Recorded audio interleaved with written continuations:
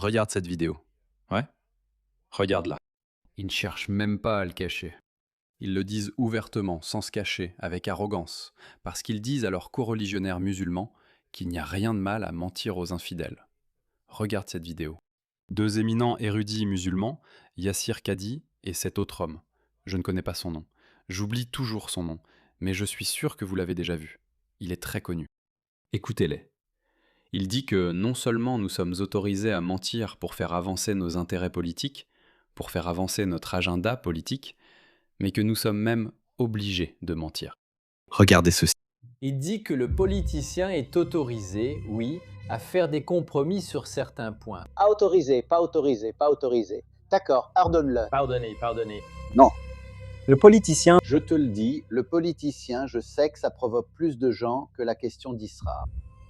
Le politicien, dans certaines circonstances, doit. Oui, je te le dis, il doit mentir.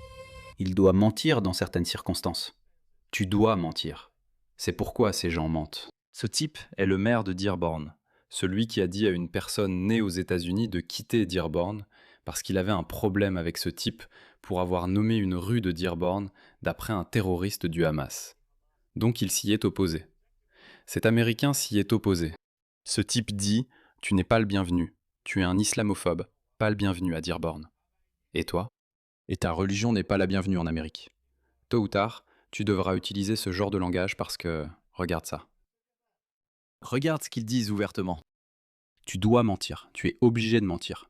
C'est pour ça que ces gens mentent, les gars. Ils vous prennent pour des imbéciles, ils vous prennent pour des idiots. Comment pouvons-nous permettre ça? Comment pouvez-vous permettre ça? Oui, je vous le dis, il faut mentir. As-tu déjà vu un politicien qui ne ment pas?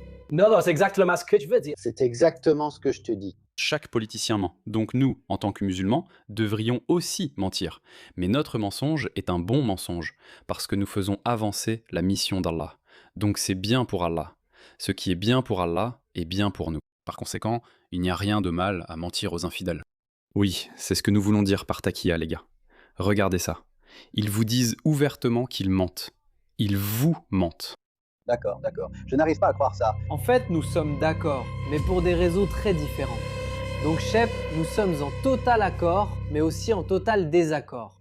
Je dis qu'un politicien doit mentir. Donc s'il ment, oui, s'il ment, pour protéger l'Oumma musulmane, pour protéger sa nation, oui, d'accord. Voilà les gars, voilà.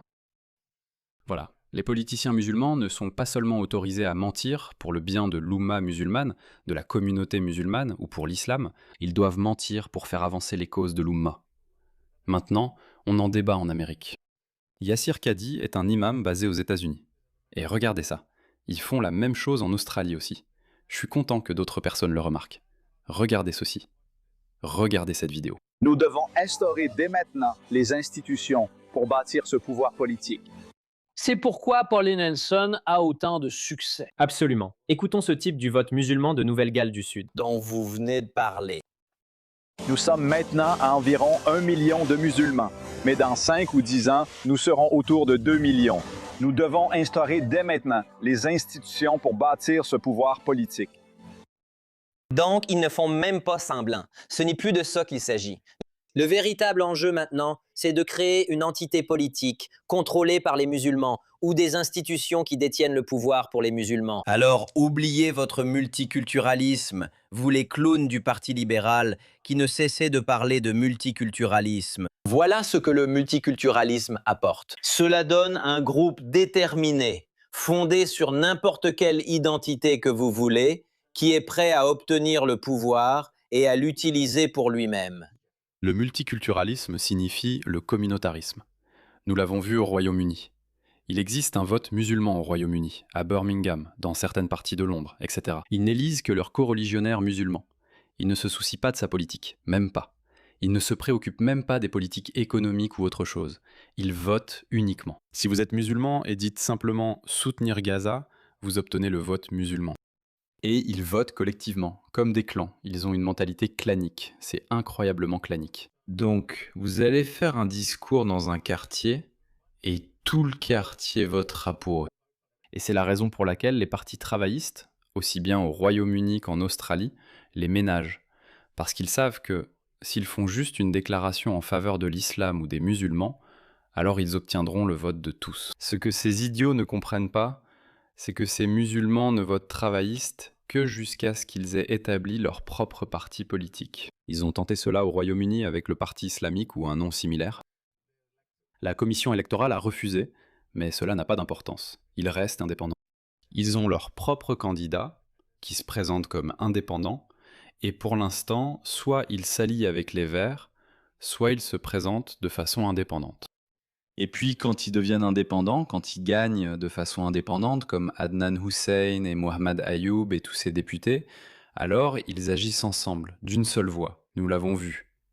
Cela s'est produit au Royaume-Uni, c'est ce qu'ils entendent par multiculturalisme. Explique-moi en quoi c'est multi sous n'importe quel angle. Montre-moi. Fais-moi comprendre ça. Où est le multiculturalisme ici? Regarde ça, c'est la petite Éthiopie. C'est l'Éthiopie. En quoi est-ce multiculturel? Où sont les autres cultures? Cette partie de Londres est une zone éthiopienne. Ouais. Laisse-moi te montrer une autre partie de Londres. Où est le multiculturalisme ici? Voici Green Street à Ilford. Où est le multiculturalisme? C'est entièrement musulman. Il n'y a qu'une seule culture ici. C'est le culturalisme musulman. C'est exactement ce qu'ils font à l'Australie. C'est acceptable. Laissez-moi vous en montrer plus. Ça se passe partout, les gars. Ça arrive dans tous les pays occidentaux. Voici Dearborn. Voici Dearborn. Je trouve cela extrêmement intimidant, provocateur. Où est la culture américaine ici? Où sont les Américains? Il n'y a pas d'Américains ici, les gars. Sauf ce policier.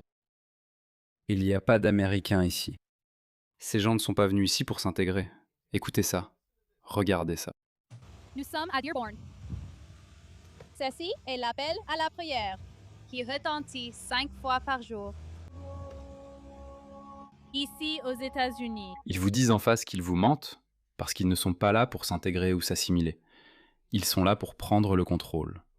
Aujourd'hui, la population musulmane des États-Unis compte 5 millions, soit moins de 2%, mais ce chiffre important peut causer de sérieux problèmes.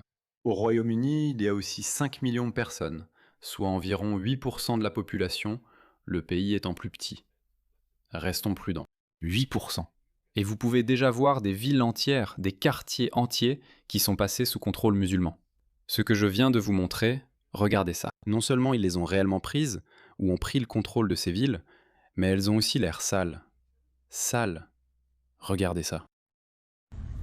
Voici un quartier musulman de l'est de Londres. Regardez toutes ces ordures. Londres est devenue une ville du tiers-monde. Un véritable enfer, un trou infernal. Regardez-moi ça. C'est exactement ce qui se passe en Australie, juste sous nos yeux, à Lakemba, à Bankstown. Et vous continuez à vous faire avoir. Voilà pourquoi, les gars, il faut élire des politiciens de droite. En Australie, nous avons One Nation. Nous avons Pauline Hanson. Elle fait un retour en force. Elle progresse dans les sondages, selon le dernier sondage. Si les élections avaient lieu aujourd'hui, elle remporterait 66 sièges. Ce n'est pas assez pour former un gouvernement, mais le Parti travailliste australien a 70 sièges dans les sondages. Elle va donc vraiment leur donner du fil à retordre. Mais la bonne nouvelle, c'est que nos élections générales sont dans 2 ans. Ce qui signifie que nous avons 2 ans pour sensibiliser le public australien. Ce qui s'est passé au Royaume-Uni est en train de se produire en Australie. C'est juste un peu plus rapide car l'Australie, bien plus petite que le Royaume-Uni, compte seulement 25 millions d'habitants. Tu sais, t'as entendu ce type. Nous avons 1 million de musulmans et dans 2 à 5 ans, ils seront 2 millions. Et chaque recensement, pas des sondages, chaque recensement au Royaume-Uni montre que les musulmans ont doublé leur population tous les 10 ans. Au début du siècle, ils étaient 2%. En 2011, ils sont passés à 4%. En 2021, ils sont passés à 8%. Ils sont actuellement à 8%. Ils ont doublé tous les 10 ans. Je ne sais pas ce qui va se passer en 2031. Sauvez vos pays.